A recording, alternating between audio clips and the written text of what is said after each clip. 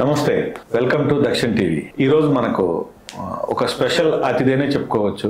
25 సంవత్సరాల నుంచి అమెరికాలో ప్రవాస భారతీయం అనుభవిస్తూ ఇప్పటికి కూడా ఇండియాకి రావడం జరిగింది వెకేషన్స్లో, క్రిస్మస్ వెకేషన్స్ కోసము.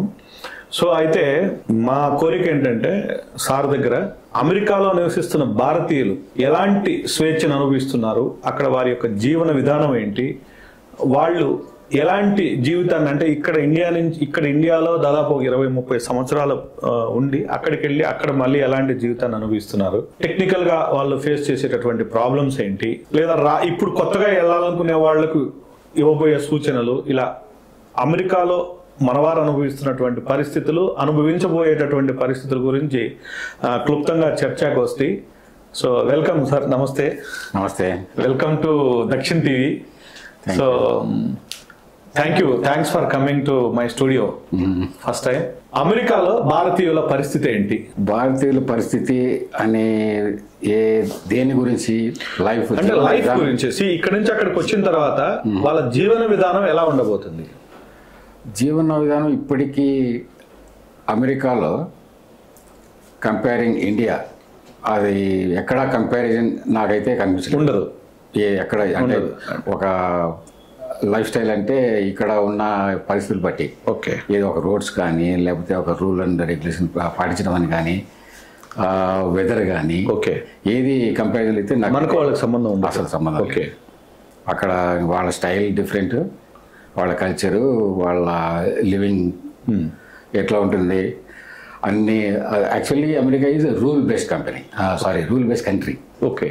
రూల్ బేస్డ్ కంట్రీ అంటే ఒక రూల్ అనేది రాసుకుంటారు వాళ్ళు, ఖచ్చితంగా ఆ రూల్ ఫాలో కావాలి. ఖచ్చితంగా ఆ రూల్ మనమే రాసుకున్నాము, ఆ రూల్ ప్రకారమే మనం వెళ్ళాలి. అంతేగాని ఇక్కడ రూల్ ఉంటుంది, కాకపోతే ఎవరైనా అడిగితే చూసుకుంటాంలే అదే అనేది ఉంటుంది. అంటే లైక్ అక్కడ అమెరికన్ ప్రెసిడెంట్ కూడా కొన్ని సందర్భాల్లో సాధారణ వ్యక్తిలాగా కాన్స్టిట్యూషన్ ఫేస్ చేసిన రోజులు కూడా ఉన్నాయి.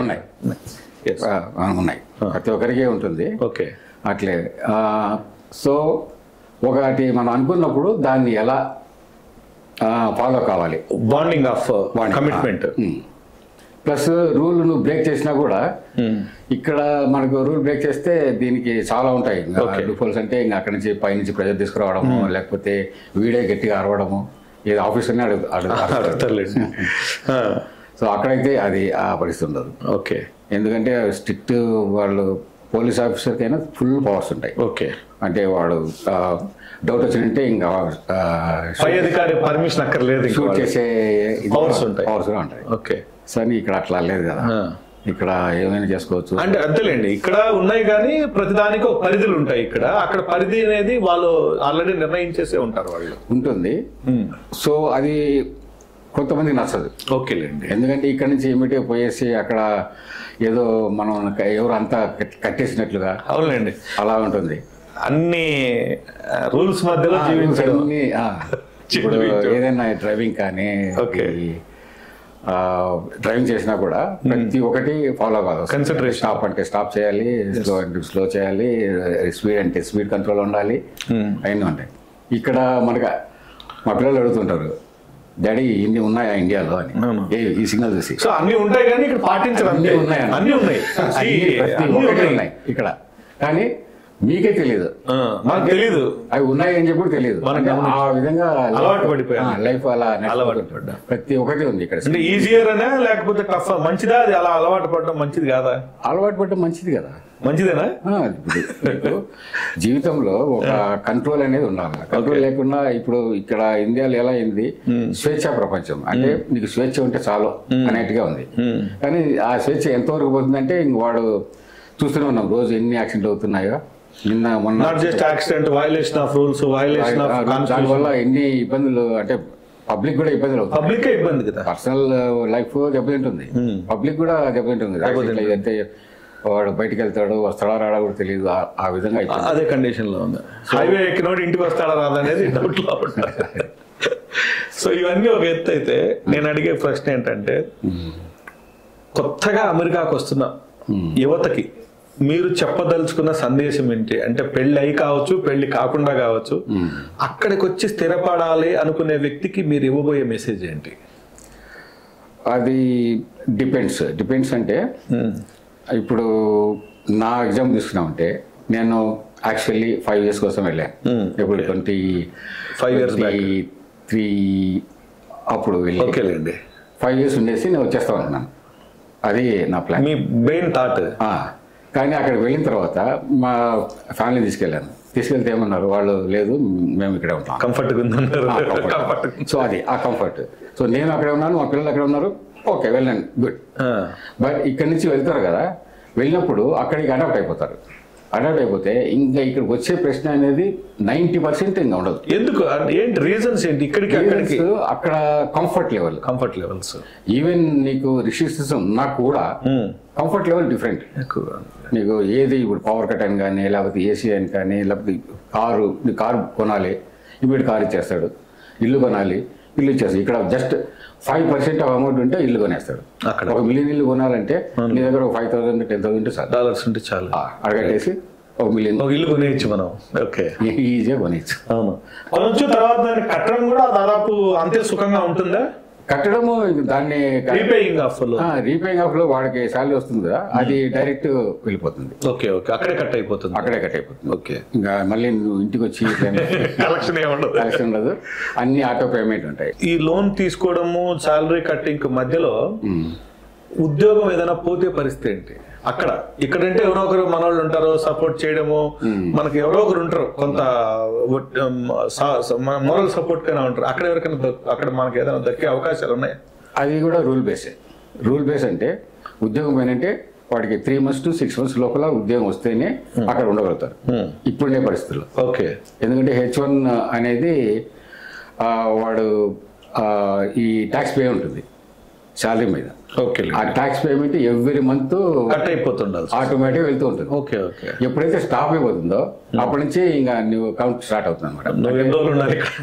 3 months ఉంటే లీగల్, 3 months తర్వాత 6 months వరకు ఇల్లీగలే. బట్ ఓకే, బట్ బియాండ్ అయితే ఇంకా వాడికి బయటకు పోవాలన్నా కూడా కష్టం అవుతుంది, అంటే వెనక్కి రావాలన్నా కూడా. ఇప్పుడు ఇండియా నుంచి అక్కడికి రావడము 24 ఏళ్ల ముందు మీరు వెళ్ళినంత సునాయాసంగా ఉందా, లేదా టఫ్ కండిషన్స్ ఫేస్ చేయాలి? అవి ఎప్పుడు సిచ్యువేషన్స్ అలాగే ఉంటాయి, ఎప్పుడు అలాగే ఉన్నాయి. ఎందుకంటే అప్పుడు 2001లో ఇది జరిగింది కదా బిల్డింగ్, ఫైనాన్షియల్ బిల్డింగ్ కొలాప్స్, అప్పుడు కూల్చేసిన ఘటన 9/11. సో 9/11లో అందరూ ప్యాక్ చేసుకుని వస్తున్నారు ఇండియాకి. ఓకే, అంటే ఉద్యోగాలు పోయినాయి, ఇంకా గవర్నమెంట్ పడిపోతుంది, మనం పనికిరాము, లేదా సర్వైవ్ కాలేము, అయితే లేదు అనేసి. అప్పుడు నేను 2002లో నేను వెళ్ళాను అక్కడికి. నేను ప్యాక్ చేసుకుని అన్ని వెళ్ళాను. సో అప్పుడు సిచ్యువేషన్ ఎలా ఉంటుంది ఇంకా మీకు తెలిసిందే, టఫ్ గానే ఉంటుంది. ఎందుకంటే ఉద్యోగాలు దొరకవు. అప్పుడు అది అయింది కాబట్టి సెక్యూరిటీ లెవెల్ ఎక్కువైపోయింది. సో అప్పటి నుంచి సెక్యూరిటీ ఎక్కువైపోయింది, అందరినీ సస్పెక్ట్ చేయడం స్టార్ట్ చేయడము. ఇండియన్ అంటే వాడు అసలు అంటే కూర్చేసిన వాళ్ళు వీడు ఒకడా ఉన్నారా, కూల్చిన వాళ్ళు లేరు కదా, లేరు. వాళ్ళకి తెలియదు, లోకల్ పీపుల్ తెలియదు, కామన్ పీపుల్ తెలియదు కదా. గడ్డ ఉన్న వాళ్ళంతా అట్లా సిక్కులను కొట్టడము అట్లా చేశారు. అది వాళ్ళు భయపడే చేశారు కానీ కోపంతో కాదు కదా. కోపం లేదు, భయపడే అంటే కోపం కూడా ఉంటుంది కదా. ఎంతమంది చనిపోయినా మాకు ఇట్లా లాస్ అయింది మొత్తం. మా ఇంటర్నేషనల్ లెవెల్లో ఎంత అమెరికా దెబ్బతినిపోయింది కదా. మామూలుగా కంట్రీ ఎంత వాల్యూగా ఉండింది అటువంటిది ఇలా అయిపోయింది. వరల్డ్ ట్రేడ్ సెంటర్ కదా, వరల్డ్ ట్రేడ్ సెంటర్ అక్కడ అట్లా ఉంటుంది. సో మీరు మీ ఒపీనియన్ లో యంగ్ జనరేషన్స్ కి మీరు ఇప్పుడు అంటే 2024 చివరిలో మాట్లాడుతున్నాం మనం, డిసెంబర్లో, రాబో కాలంలో మీరు ఆహ్వానిస్తున్నారా వద్దనే, లేదా ఏదైనా మీరు సలహాలు ఇవ్వబోతున్నారు? ఎందుకంటే ట్రంప్ వచ్చి రీసెంట్ డేస్ లో ఈ ఇల్లీగల్ గా వచ్చే వాళ్ళని కావచ్చు, లేదా ట్రెస్ పాస్ లో ఉన్న వాళ్ళని కావచ్చు, డిఫరెంట్ వాళ్ళ మీద లాట్ ఆఫ్ కొన్ని రూల్స్ తీసుకురాబోతున్నాను. నా దేశంలో నా యువతకే ఉద్యోగ కల్పన ఉండాలి అని ఒకప్పుడు మనం ఎట్లయితే హైదరాబాద్ లో ఇండియాలో స్లోగన్, ఇప్పుడు అమెరికాలో కూడా ఆ స్లోగన్ వచ్చేసింది అనుకుంటా. సో ఇలాంటి సర్కమ్స్టెన్స్ లో మీరు మీ వాక్యాల ప్రకారం రమ్మంటారా, రావద్దంటారా, వస్తే ఏంటి, రాకపోతే ఏంటి? దానికైతే నేను కంప్లీట్ న్యూట్రల్ అంటే చెప్పరు కాదు. వచ్చే వాళ్ళని ఓకే, రాని వాళ్ళని ఓకే. సో రారు అంటే మీరు రండి ఇక్కడ బాగుంది అని చెప్పను, వచ్చే వాళ్ళు వద్దు ఇక్కడ రావద్దు అని చెప్పను. ఎందుకంటే అది డిపెండ్స్, అదే వాళ్ళ లైఫ్ స్టైల్ కానీ వాళ్ళ సిచ్యువేషన్ లైఫ్ స్టైల్ కాదు. ఎందుకంటే ఇప్పుడు కడప నుంచి హైదరాబాద్కి రావడము లేదా విజయవాడ నుంచి హైదరాబాద్ రావడము నచ్చకపోతే మళ్ళీ కొన్ని గంటల్లోనే ఇంటికి వెళ్ళిపోవచ్చు. కానీ అక్కడ అది కాదు కదా. సేమ్ ఇప్పుడు మన పిల్లలకు అక్కడ సహాయం చేసేవాడు దొరకచ్చు, దొరకకపోవచ్చు. సహాయం అనేది అంటే వేరే దేశం కాని దేశంలోకి వచ్చి కష్టపడడం అవసరం అంటారా అని అడుగుతున్నాను. అదే ఇప్పుడు కష్టపడి ఇప్పుడు ఒక ఉంటాడు ఇక్కడ, ఒక లెవెల్ ఆఫ్ లైఫ్ లో ఉంటాడు. మిలియనర్స్ లేకపోయినా ఇక్కడ గుడ్ లైఫ్, వాడికి ఏం కావాలి? గుడ్ లైఫ్ కావాలి. వాడు ఇక్కడ స్ట్రగుల్ చేసేసి చేసుకోలేడు. వాడు ఇంటెలిజెంట్ ఉండొచ్చు, కానీ ఇక్కడ వాడికి సిచ్యువేషన్స్ అవన్నీ ఆపర్చునిటీస్ తక్కువ దొరకవు. సో అటువంటి వాడు రావచ్చు, అక్కడ దొరుకుతాయి. ఎందుకంటే వాడు కష్టపడతారు కాబట్టి. ఓకే. కానీ ఇక్కడే మిలియన్స్ చేసుకునేసి అక్కడికి వచ్చేసి వాళ్ళు షేరింగ్ చేసుకుంటుంటారు. ఒక కంఫర్ట్ కింద వేసుకునేసి పనుకోవడం. వాడు చూసింటే ఇక్కడ వాడికి ఎన్ని కోట్లు ఉంటాయో తెలియదు. వాడు వచ్చేసి బెడ్రూమ్ లో ఒక మనం చాప అంటాం కదా, అట్లా కంఫర్టర్ వేసుకునేసి ఒక దిండు పెట్టుకుని పనుకుంటాడు. వాడి కర్మ అది. రావడం అవసరం లేదంటారు. వాడు అవసరం లేదు. ప్లస్ నీకు ఇక్కడ ఉన్నాయి ఆపోజిట్, లేకపోతే ఇంతకుముందు అయితే లేదు. 2024 అయితే ఇక్కడ ఆపోజిట్ చాలా ఉన్నాయి. ఆడికి వచ్చి ఇంత స్ట్రగుల్ చేయని అవసరం లేదు. ప్లస్ ఇంకా ట్రంప్ పాలసీ వస్తే ఇవి ఇప్పుడు కాదు, మామూలుగానే ఉన్నాయి, ఎప్పటి నుంచో ఉన్నాయి. కాకపోతే ట్రంప్ కొంచెం స్ట్రిక్ట్గా తీసుకుంటున్నాడు. ఎవడు వచ్చినా కూడా ఇల్లీగల్ వాడు ఉండాలి అని చెప్పేసి ఎవరు లేదు. ఏ దేశం కూడా అలౌ చేయలేదు.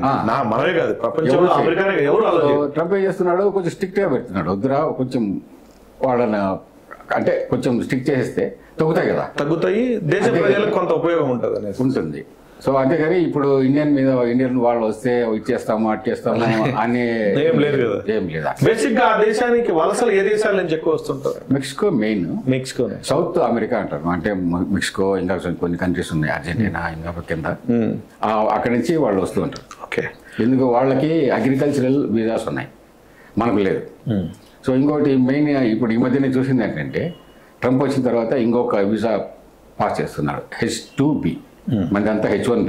అది ఏంటంటే H2B అంటే? H2B అంటే non agricultural labour. Non agriculture అంటే నర్సులు వాళ్ళకి H1 లేవు. నర్సులు కానీ టెక్నీషియన్స్, ప్లంబర్స్, ఎలక్ట్రీషియన్స్,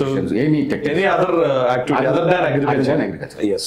సో అవి మామూలుగా H1 ఎన్ని ఉన్నాయో అన్ని వీసాలు రిలీజ్ చేసేదానికి నెక్స్ట్ ఛాన్సెస్ ఉంది. సో అది దాంట్లో అయినా మన ఇండియన్స్ రావచ్చు. సో అంటే ఇప్పుడు మనకు గల్ఫ్ కు ఇట్లా కొన్ని కంట్రీలకు వెళ్తున్నట్టుగా అమెరికా కూడా non agriculture based, non IT and professional based, non agriculture. So in between అంటే నర్సెస్ కానీ ఇట్లా ఉంటాయి. ఇంకా సులభమైనట్టు కదా ఇది. కంపారిటివ్లీ వేరే దేశాలతో పోలిస్తే ఇండియా అండ్ పాకిస్తాన్ కి ఇది చాలా ఈజీయే కదా. సో ట్రంప్ మనకు మేలు చేసినట్టే కీడు చేసి చాలా మేలు చేసేది. ఇప్పుడు మనకు డిప్లొమా ఉంది, డిప్లొమా ఎలక్ట్రికల్ ఉంది, డిప్లొమా మెకానికల్ ఉంది, డిప్లొమా. సో ఇప్పుడు 10th తర్వాత పాస్ అయిన ప్రతి ఒక్కరు అమెరికా ప్రయాణం చేయొచ్చు. Okay, good. ఇంగ్లీష్ స్పీకింగ్ ఉంటే చాలు. అదేలేండి, ఒక కమ్యూనికేషన్ ఉంటే వచ్చి బతికేసేయచ్చు. అంతకుముందు లేదు కదా.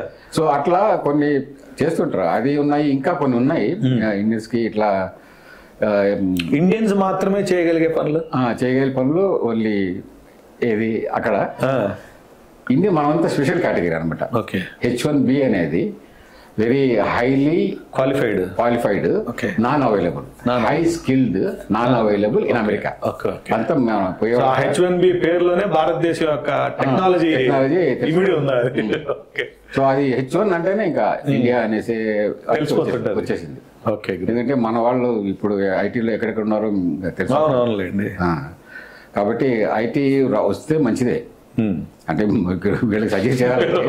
ఇంకొకటి ఏంటంటే, ఇన్ కేసు వాళ్ళు వచ్చారు అక్కడ సెట్ అయ్యే పరిస్థితి కనిపించింది అనుకో, అంటే ఏ ప్రాబ్లం ఉంటే మళ్ళీ 2 ఏళ్ళ నుండి వచ్చే వేరే డిఫరెంట్. కానీ ఇంకా మనకు జాబ్ ఉంది ఇంకా అంటే ఇంకా వాళ్ళ లైఫ్ ఇంకెప్పుడు రాడు. ఇక్కడికి రావడం అనేది 99% జరగదు. 1% చెప్పలేము. అదేలేండి, అంతే. అలా అనుకునేసి అంటే పంపించే పేరెంట్స్ కూడా ఆలోచించాలి. వాడు ఒక్కడే పోయేవాడే కాదు, పోయే పేరెంట్స్ కూడా నెక్స్ట్ జనరేషన్ కూడా ఆలోచించుకోవాలి, ఉంటారా ఉండదా ఇక్కడ. ఇంకా ఉండడు, ఇంకా అయిపోయి ఇటు పోయినాడు అంటే విమానం యానమే కానీ ఆగమనం ఉండదు. కాకపోతే ఇప్పుడు కొన్ని సిచ్యువేషన్స్ మారుతున్నాయి. ఇప్పుడు అమెరికాలో ఎలా ఉందో శాలరీస్ కానీ అవి ఇండియాలో కొన్ని చూస్తున్నాను కొన్ని కంపెనీస్ లో బాగా కొన్ని కంపెనీస్ అంటే రేర్, అది హైలీ అనవైలబుల్ ఉంటుందేమో ఇక్కడ కూడా. అమెరికా మారి ఇక్కడ కూడా H1 మారి ఇండియాలో H1 అనుకో. అవునులేండి. అట్లా ఆ వాళ్ళ స్టేజ్ బాగుంది. ఓకే. వాళ్ళు ఎంత అమెరికాలో తీస్తున్నారో అంత తీస్తున్నారు ఇక్కడ. సో అలా జరిగితే అప్పుడు వచ్చేస్తారు అందరూ. అమెరికాలో మంచి స్థాయిని అనుభవించాలంటే ఏ స్థాయిలో భారతీయ విద్యార్థి ఇంకా చదవాలి ఇప్పటికి కాదు, ఇంకా మారినటువంటి ఎడ్యుకేషన్ సిస్టమ్, లైక్ ఇప్పుడు రోబోటిక్స్ వచ్చేసాయి, ఆర్టిఫిషియల్ ఇంటెలిజెన్స్ వచ్చింది. సో ఇన్నాళ్ళు ఒక సిస్టంలో పోయింది కంట్రీ, చదువుకోవడం బీటెక్ అది ఇదని. ఇప్పుడు ఒక సాధారణ బీటెక్ సాధారణ ఎంటెక్ చేస్తే అక్కడ సర్వేబుల్ అంత ఈజీ కాదని నా అభిప్రాయం. అంతేనా? సో ఏం చేస్తే ఇంకా మీ సలహా ఏంటి స్టూడెంట్స్కి? ఇప్పుడు ఆర్టిఫిషియల్ ఇంటెలిజెన్స్ అనేది టాప్ అయిపోయింది. ఓకే. దాంట్లో కన్నా ఎక్స్పెక్ట్ అయ్యారు అనుకోండి, వాటి ఫ్యూచర్ ఇంకా బ్రహ్మాండంగా ఉంటుంది, చాలా బాగుంటుంది. ప్లస్ ఈ ఐటీ అనేది మెడికల్ అనేది ఎట్లా అంటే every day up to date ఉండాలి. అవును. ఏ టెక్నాలజీ మారితే ఆ టెక్నాలజీ స్టడీ చేసే లెవెల్లో వీళ్ళు కూడా అడాప్ట్ చేసుకుంటూ plus communication, main communication. Okay. Communication నీకు ఎంత బాగా నేర్చుకున్నారంటే ఎంత బాగుంటుంది ఫ్లూయెంట్, అంత పైకి వెళ్ళిపోతుంది. ఇప్పుడు వీళ్ళంతా CEO అవుతున్నారు కదా మన వాళ్ళు మెయిన్ స్కిల్స్ ఉంటాయి, మనకి ఎంత ఉంటే అంతే ఉంటుంది స్కిల్స్. కానీ ది బెస్ట్ ఆ కమ్యూనికేషన్ అనేది ఒక లెవెల్లో ఉంటుంది. బెస్ట్ ఎక్స్ప్రెసివ్ స్కిల్స్ అనొచ్చా? ఆ స్కిల్స్ ఉందంటే వాళ్ళు ఎంత అయినా వెళ్ళచ్చు. ప్లస్ ఇప్పుడు ఐటీని చేస్తున్నారు కదా, చేసి దాని అడిషనల్గా బిజినెస్ కోర్సెస్ ఉన్నాయి, MBA లాంటివి. MBA ఇండియాలో అయితే బిజినెస్ కోర్సులో ఇంకా చాలా ఉన్నాయి. ఓకే. మెడికల్ దగ్గర నుంచి మళ్ళీ ఐటీ దగ్గర నుంచి ఇంకా స్పెషలైజేషన్స్, ఫైనాన్షియల్స్, ఓకే, అన్నీ ఉన్నాయి, ఇన్సూరెన్స్, అవన్నీ. అంటే ఆ దాంట్లోనే బిజినెస్ కోర్సులోనే అదేలేండి. అంటే స్పెసిఫిక్ మళ్ళీ బిజినెస్ లో కూడా మళ్ళీ ఐటమైజ్డ్ స్పెషలైజేషన్స్, ఒక్కొక్క డిపార్ట్మెంట్ కి ఒక్కొక్కటి. ఐటీ చేస్తుంటారు, ఐటీలోనే మళ్ళీ బిజినెస్ ఉన్నాయి. ఓకే. సో అవన్నీ నేర్చుకుంటే బిజినెస్ చేస్తూ దానికి పలానా దీంట్లో అప్పుడు బాగా ఉంటాయి, బాగా ఉంటుంది. లా ఉన్నది, లా కూడా చేస్తున్నారు మన వాళ్ళు, లాలో కూడా బాగా పైకి వచ్చిన వాళ్ళు ఉన్నారు. సో వివాహాలు, భారతీయ వివాహాలు లేదా భారతీయ విదేశీ అబ్బాయి కానీ విదేశీ అమ్మాయి వివాహాల విషయంలో మీ కామెంట్? వివాహాలు బాగానే ఉన్నాయి, కాకపోతే అక్కడక్కడ కొన్ని జరుగుతున్నాయి. అక్కడక్కడ అంటే ఇక్కడ జరుగుతుంటాయి అవి అపశృతులు అనేవి అక్కడ జరుగుతుంటాయి, ఇక్కడ జరుగుతుంటాయి. అది చిన్న సజెషన్స్. ఇప్పుడు మీరు ఇక్కడ అమ్మాయిని అక్కడికి ఇచ్చేటప్పుడు కానీ, లేదా అక్కడ ఉన్న అమ్మాయితో ఇక్కడ అబ్బాయికి చేసేటప్పుడు కానీ, మానసిక లేదా మెచ్యూర్డ్ లెవెల్స్ సంబంధించినటువంటి ఏదైనా కామెంట్స్? అవి ఎట్లా అంటే ఇప్పుడు మోస్ట్లీ జస్ట్ 26 years అంటే 2000 నుంచి స్టార్ట్ చేసుకుంటే మన భారతీయులు బాగా ఎంటర్ అయింది ఇది Y2K. ఓకే. Y2K అంటే 1998 నుంచి స్టార్ట్ అయిపోయినారు. ఐటీ వాళ్ళు వచ్చింది అప్పుడే. అంతకుముందు అంతా డాక్టర్స్, స్పెషల్ ప్రొఫెషనల్స్ వెళ్తా ఉండేవాళ్ళు. సో 95 కూడా వేసుకోవచ్చు. 95 నుంచి ఇంకా మనకు వచ్చేసింది. సో 95 నుంచి ఇప్పటికి 24 నడుతుంది, అంటే అప్రాక్సిమేట్లీ 30 years. సో 30 years అంటే అక్కడ పుట్టిన యంగ్ అంటే ఇండియన్ ఉన్నారు కదా, ఇండియన్స్ అయినా అక్కడ పుట్టిన వాళ్ళు పిల్లలు పెద్దలు అయిపోయారు. ఇప్పుడు పెద్దలు అయిపోయి వాళ్ళు జాబులు చేస్తున్నారు. సో వాళ్ళంతా ఏం చేస్తున్నారు, మాకు ఇండియన్ అమ్మాయి అంటే కష్టము, ఇక్కడ అడ్జస్ట్ కావలేరు. అంటే వీళ్ళు అడ్జస్ట్ కాలేరనే, అమ్మాయి అడ్జస్ట్ కాలేదని. అదే అమ్మాయి అబ్బాయి ఇద్దరికి ఒకరికి అబ్బాయి అయినా ఇండియాలో చేసుకుంటే వాడు అడ్జస్ట్ అవుతాడు కావడం అని చెప్పేసి, అబ్బాయి అయినా కూడా అమ్మాయి ఇండియాలో ఉంటుంది అవుతుంది కాదని చెప్పేసి. సో అది అక్కడక్కడే చూసుకునేసి ట్రై చేసుకుంటున్నారు. కాకపోతే ఈ అన్ని అడాప్ట్ అయిపోయింటారు కదా ఆల్రెడీ. సో వాడి ఇండిపెండెంట్, వాడి కాదు, ఒకే ఇంట్లో 3 bedroom తీసుకుంటా, ప్రైవసీ వాళ్ళకి. మీకు తెలుసా హైదరాబాద్ లో కూడా జరుగుతున్నాయి. జస్ట్ వైఫ్ అండ్ హస్బెండ్ ఒక ఇంట్లో ఉంటారు, 3 bedroom లో ఉన్నారట. వైఫ్ ఒక బెడ్రూమ్ లోను, హస్బెండ్ ఒక బెడ్రూమ్ లోను, వీళ్ళిద్దరూ కలిసి ఉండడానికి ఎప్పుడైనా అవకాశం దొరికినప్పుడు ఇంకొక 3rd bedroom యూజ్ చేస్తున్నారు. అంటే నేను ఇట్లానే ఇంట్రెస్ట్ లో విన్నాను. ఇది ఇలా అక్కడ కూడా ఉందా? ఉంది, అక్కడ కామన్ అది. అంటే అంత ప్రైవసీ అవసరం అని అంటారా? అవసరం లేదు. అంత అంటే అదే లైఫ్ స్టైల్ అయిపోయింది అలా. కాకపోతే అది జీవితం అది కాదు కదా. లైఫ్ అంటే మనం పెళ్లి చేసుకుంది ఎందుకు, కలిసి ఉండాలని పెళ్లి చేసుకున్నాం, సపరేట్గా ఉండేది పెళ్లి మరి ఎందుకు ఉండాలంటారు అయితే అట్లా? పడదు అంటే ప్రైవసీ కావాలంటారు. ఇప్పుడు అమెరికన్ స్టైల్ ఎలా అంటే వాడి కనీసము వాడి లైఫ్లో ఒక 4 పెళ్లి చేసుకుంటాడు. కంపల్సరీనా? కంపల్సరీ కాదు అంటే చెప్తా. అవుట్ ఆఫ్ 100 ఎంతమంది ఉంటారు అట్టేటోళ్ళు? 50%. 50% పీపుల్. చాలా ఎక్కువ కదా అది. చాలా ఎక్కువ. సో దానికి మన వాళ్ళు చూశాను అలా వాడు కూడా అట్లా చేస్తాడు. పెళ్లి చేసుకుంటాడు, కొన్ని రోజులు అయిపోతుంది, మళ్ళా చిన్నగా వేరే బెడ్రూమ్ అయిపోతాడు అనిచ్చి ఇంకా మళ్ళీ వేరే లైన్లు వేసుకోవడము, తీసుకోవడము. ఇద్దరు మాట్లాడుకుంటారు. మళ్ళీ ఇద్దరు మాట్లాడి సరే నేను అక్కడ వెళ్ళిపోతాను, నువ్వు ఇక్కడికి వెళ్ళిపో, ఈ ఇల్లు చేస్తే ఇల్లు మనం బాగా చేసుకుంటాము అంటారు. అమ్మేసుకోవడం, ఇంకా అమ్మేసేసి నీ భాగాన్ని ఈ భాగంతో వాడు ఇంకోటి తీసుకుంటాడు, ఈ భాగంతో ఇంకోటి తీసుకొచ్చి వాడు. సో వాళ్ళ పిల్లలు కూడా ఉంటారు మళ్ళీ. ఓకే, అప్పుడు వాళ్ళ పరిస్థితి ఏంటి సార్? అప్పుడు పిల్లలకి వాళ్ళు అండర్స్టాండ్ చేసుకుంటే ఒక నిన్న పెట్టుకుంటారు, లేదు ఇద్దరు వచ్చేసి అమ్మ దగ్గర, ఇలాగ ఇద్దరు వచ్చి డాడీ దగ్గరే వదిలేస్తారు. సో వాళ్ళకి కావాల్సిన ఎక్స్పీరియన్స్ ఎంతో వాళ్ళు షేర్ చేసుకుంటారు, ఫిక్స్ చేస్తారు.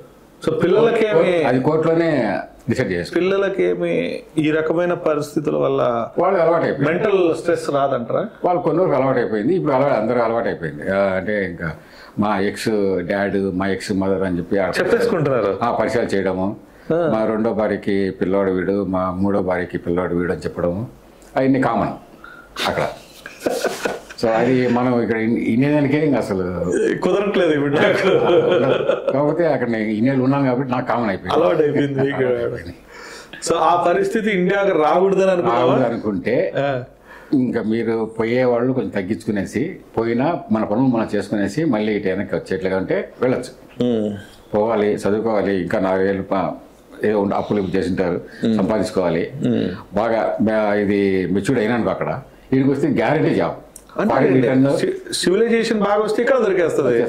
చాలా మంది ఏమంటుంటుంటే ఇక్కడ చదివేసి అక్కడ పోయి ఉద్యోగాలు చేస్తున్నారు అంటారు. అవును, ఇక్కడ చదివి ఇక్కడ ఉద్యోగం చేసేవాళ్ళు ఇక్కడ ఎకానమీని క్రియేట్ చేయగలరు, ఇక్కడ ఉన్న దాంట్లోనే షేర్ చేయగలరు, కానీ మనకు కావాల్సిన కొత్త ఎకానమీని, కొత్త మనీని తీసుకొచ్చి పంప్ చేయలేరు ఇక్కడికి. నా దృక్పథం ఏంటంటే మన వాళ్ళు అక్కడికి వెళ్ళడం వల్ల ఈ దేశానికి మేలే జరుగుతుంది అని నా అభిప్రాయం. అంటే డాలర్స్ తీసుకురాగలుగుతున్నారు. ఇప్పుడు లాట్ ఆఫ్ అంటే లైక్ ఎంతో మంది పేద కుటుంబాలు ఇండియాలో ఉన్నవి ఈరోజు మన పిల్లలు గల్ఫ్ కావచ్చు లేదా ఎనీ ప్రవాసయానం చేసి అక్కడికి వెళ్ళి విదేశాల్లో పనిచేసి డబ్బే పంపుతున్నారు, కానీ ఈ దేశానికి అయితే నష్టం అయితే చేయట్లేదు కదా. దాని మీద మీ ఆలోచన? చేయట్లేదు అంటే ఇప్పుడు గల్ఫ్ ఇట్లా వెళ్తున్నారు కదా, వాళ్ళ లైఫ్లో అక్కడ ఏం చేసానికి లేదు, అంటే ఒక ఇల్లు కొనేదానికి లేదు, వాడు పర్మనెంట్ రెసిడెన్స్ కాలేడు, సిటిజన్ కాలేడు, పర్మనెంట్ ఉండలేడు. వాడు ఎవ్రీ ఇయర్ లేకపోతే 5 yearsకో వాడికి రెసిడెన్సీ తీసుకోవాల్సిందే. సో ఇక్కడ అమెరికాలో ఆ సిచ్యువేషన్ లేదు. మనం వెళ్ళినామంటే వెళ్ళిన అప్పుడు మాకైతే 10 years పట్టింది. ఇప్పుడు వెళ్ళే వాళ్ళకి గ్రీన్ కార్డ్ వచ్చేది అసలు కనిపించట్లేదు. అంటే ఏ 30 years 30 years అంటే అది ఇంకా కళ్ళకు కనపడడం దూరం ఉంది.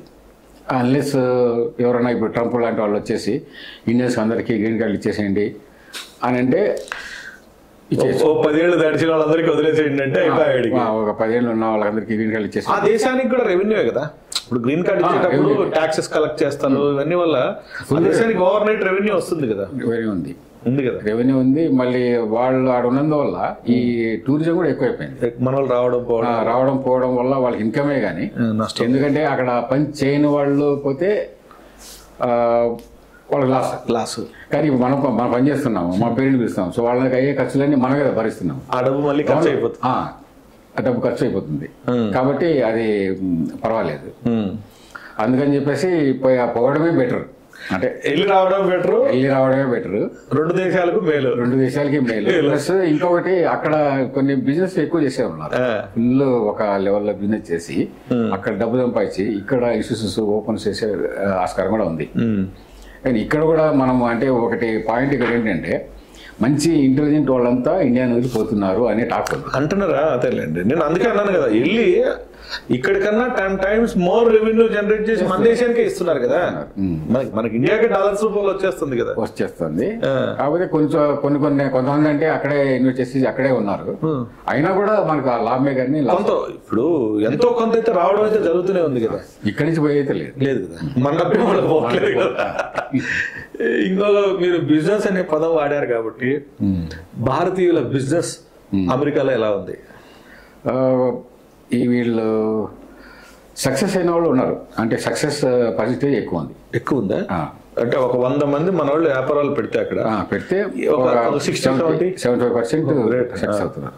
20% వాళ్ళు అంటే అది కూడా మన వాళ్ళ ఇక్కడ అంటే ఈ మెంటాలిటీతో కొంచెం డిసిప్లిన్ లేకపోవడం మేజర్ గా ఫైనాన్షియల్ డిసిప్లిన్ అది దానివల్ల కొంచెం దెబ్బతింటున్నా కానీ లేకపోతే బిజినెస్ పెట్టినా కూడా సక్సెస్ఫుల్ అవుతుంది. ఎనీ బిజినెస్ అంటే సాధారణంగా చేసే బిజినెస్ ఏముంటాయి మన వాళ్ళు అక్కడ? ఎక్కువ రెస్టారెంట్స్ ఉన్నాయి. ఓకే. వీళ్ళు మామూలుగా నార్త్ ఇండియన్స్ అంతా పంచుకున్నారు. ఒకటి వచ్చేసి ఈ సిక్కులు ఉన్నారు కదా, సిక్కుల వాళ్ళు వచ్చేసి హోటల్స్, డాబాలు, ఆటోమొబైల్స్. ఈ గుజరాత్ వాళ్ళు కూడా హోటల్స్ వాటి మీద ఎక్కువ. ఇంకా ఈ బంగారు గోల్డ్ షాప్స్ అటువంటి ప్లస్ గ్రాసరీ స్టోర్స్ అవన్నీ గుజరాత్ వాళ్ళు చాలా గుజరాతీస్. సో ఇప్పుడు మన వాళ్ళు అవన్నీ స్టార్ట్ చేస్తున్నారు. ఓకే. అంటే మొత్తం హోటల్ కన్స్ట్రక్ట్ చేయడం కానీ అదేలేండి. ఇంకా ఇప్పుడు కొంచెం రియల్ ఎస్టేట్ లో కూడా దిగుతున్నారు. చేసేదానికి ఇప్పుడు మొన్న ఫ్లైట్ లో వచ్చేటప్పుడు పరిచయం అయ్యాడు. చేస్తున్నాను, ఎన్సీలో చేస్తున్నాను, నేను మీతో కలుస్తాను అన్నాడు. ఏం పేరు సార్ ఆయన పేరు? పేరులేదు, ఏదో రెడ్డినా? ఓకే. ఇంకా వెళ్ళాడు అది కూడా తెలియదు. వచ్చే ఫ్లైట్ లోనే అంత మొత్తం నైట్ అంతా డిస్కస్ చేశారు. సో మీ టైం అంతా వ్యాపారం మీద మళ్ళీ తిరిగింది ఫ్లైట్ లో. సో అక్కడ చేస్తున్నారు, బాగా సక్సెస్ అవుతున్నారు. ఓకే. అది ఏంటంటే ఓపెన్ ప్లేస్ తీసుకునేసి అపార్ట్మెంట్ కట్టడము, అక్కడ వెంచర్ చేయడము, అపార్ట్మెంట్ కట్టడము. ఫస్ట్ నేను ఇంతో నెల. సో వాళ్ళు చేస్తున్నారు. ఓకే, గుడ్, మంచిదే కదా. ఇప్పుడు మన వాళ్ళు అక్కడ వరకు పోవడం. ఇప్పుడు ఐటీకి అని వెళ్ళాడు, మనోడికి ఐటీ ఇంట్రెస్ట్ లేదు. ఇక్కడ రియల్ ఎస్టేట్ లో వాళ్ళ బంధువులంతా రియల్ ఎస్టేట్ లో ఉన్నారు. ఓకే. సో మనోడికి నాలెడ్జ్ ఉంది. సో ఇక్కడ నుంచి ఇంజనీర్లు వాళ్ళని మాట్లాడుకోవడానికి వచ్చాడట. అది తీసుకొని ప్రవాస భారతీయులకి మీలాగా సెటిల్ అయిన వాళ్ళు ఎవరికైనా కష్టాలు వచ్చినప్పుడు ఏమైనా ఆదుకుంటుంటారు అక్కడ? ఎవరికైనా కష్టాలు కొన్ని ఉన్నాయి. ఇప్పుడు డిజాస్టర్స్ అవుతుంటాయి కదా, అలాంటి టైంలో అయినా ఇప్పుడు మన వాళ్ళు అక్కడ ఏదైనా పేరెంట్స్ చనిపోవడాలు కానీ లేదా కష్టం వచ్చిన సందర్భంలో మీ యొక్క పాత్ర ఎలా ఉంటుంది? ఇప్పుడు ఆల్మోస్ట్ యంగ్స్టర్స్ వస్తున్నారు, లేదంటే అంత ముందు ఉన్న వాళ్ళు. సో అంత ముందు ఉన్న వాళ్ళంటే వాళ్ళు ఆల్రెడీ వెల్ సెటిల్డ్. సో వాళ్ళకి వేరే వాళ్ళ విషయం అంత అవసరం లేదు. ఇంకా ఏదన్నా ఇట్లా ఇప్పుడు యంగ్స్టర్స్ వచ్చేసి వాళ్ళ చిన్న పిల్లలు ఉండేసి వాళ్ళకైతే అంటే ఇక్కడ అసోసియేషన్స్ ఉన్నాయి కొన్ని. అంటే ప్రతి స్టేట్ లో ఉన్నాయి. ఇప్పుడు నేషనల్ లెవెల్ అయితే నాట, ఆట, మాకైతే పాట అంటే పాట అంటే లైక్ ఆ ఊరి పేరుతో వచ్చే విధంగా ఉంటుంది. అది మాది వచ్చేసి పీడ్మౌంట్ అంటారు మాది. ఓకే. మా ఏరియా వచ్చేసి పీడ్మౌంట్. ఓకే. పీడ్మౌంట్ అసోసియేషన్ ఆఫ్ తెలుగు పాట. ఓకే. ఆట, పాట, నాట ఉన్నాయి కదా ఇప్పుడు అలా. ఓకే. తెలుగు అసోసియేషన్. అక్కడ కూడా మనం కులాల గొడవ ఉందా? ఉన్నాయి. అమెరికాకి వెళ్ళి కూడా కులాల ఆటోలో ఉండేసి మామూలుగా ఈ కమ్మలు రెడ్లు ఉన్నారు. రెడ్లు కూడా ఉన్నారు ఆటోలో. ఆటో నుంచి నాటా వచ్చేసింది. అంటే north America Telugu association. Okay. అంటే అదే నేను చెప్తున్నాను, ఇక్కడికి వెళ్ళి అక్కడ మళ్ళీ కులాలుగా విడిపోయామా అని అడిగారు. విడిపోయారా? అదే నాటా అనేది రెడ్లు. ఓకే. ఆట అనే వాళ్ళు ఇప్పుడు కమ్మ వాళ్ళ డామినెన్స్ లోనే ఉందా అట్లా. సో గుడ్, మంచి మన దేశాన్ని అక్కడికి తీసుకెళ్ళారు. ఆడన్నీ నడుస్తున్నాయి. ఎప్పుడైనా వాగ్యుద్ధాలు కూడా జరుగుతుంటాయి? అంటే వాళ్ళు బయటకు రానివ్వరు, లోపల ఉంటారు అంతే. బయటకు వచ్చారంట. మరి ఆ మధ్య ఒక సినిమా విడుదల సందర్భంగా కూడా కట్అవుట్లు చించుకోవడం జరిగింది అని అమెరికాలో విన్నాను. అది నిజమేనా? బాలకృష్ణ సినిమానా ఎవరిదో సినిమా రిలీజ్ అప్పుడు ఫ్యాన్స్ వాళ్ళు కొట్టుకొని అక్కడంతా సినిమా థియేటర్ లో స్క్రీన్ కూడా చించేశారని అన్నారు. మీ వరకు రాలేదా? లేదు, అంత ఎక్కువ పట్టించుకోను. ఓకే. ఈ మామూలు మన వాళ్ళ మెంటాలిటీ అంతా అంతే చెప్పేసి అక్కడక్కడ పార్కుల్లో చూశాను నేను కట్అవుట్స్ చూసారా? చూశాను. వాళ్ళు వేరే అంటే గవర్నమెంట్ అడ్మిషన్ ఏదో చెప్పినట్లేదు మీరు పెట్టకూడదు అని. ఓకే, ఏదో పెట్టారు మన వాళ్ళు, అయినా కానీ వదలం కదా మేము. పెడతాడు కార్నర్లో. పండుగలు ఎలా సెలబ్రేట్ చేసుకుంటారు అంటే లైక్ ఇప్పుడు మన కమ్యూనిటీ అంతా ఒక చోట చేరి చేసుకుంటారా, లేకపోతే ఎవరెవరి అక్కడ ఏమైనా కమ్యూనిటీస్ ఉన్నాయా? మనందరం కూర్చొని ఉన్నాయి. వినాయక చవితి కానీ కమ్యూనిటీ అంటే ఒక కమ్యూనిటీలో అప్రాక్సిమేట్లీ 10% మినిమం. ఓకే, అక్కడి నుంచి 60% వరకు మన వాళ్ళు ఉండే కమ్యూనిటీస్ ఉన్నాయి. అంటే 10 అంటే మంచిగా ఉన్నట్టే. 10 అంటే మినిమం 10 లేనిది ఆ కమ్యూనిటీ పోరు మన వాళ్ళు.